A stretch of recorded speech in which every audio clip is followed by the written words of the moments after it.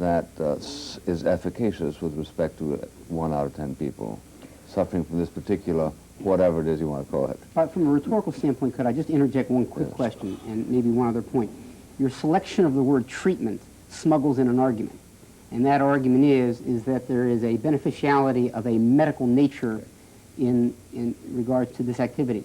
And if I could just say also, with respect to your first example, I think that is prototypical of some of the public persuasion that is used by institutional psychiatry.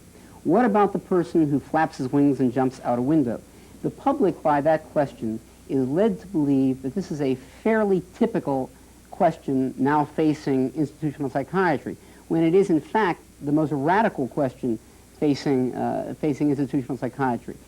What institutional psychiatry deals with, for example, are matters such as millions of children who are labeled as hyperactive. Not people who are flapping their wings and jumping out a window, but kids who are running around the classroom and are labeled as children who are not controlling their behavior.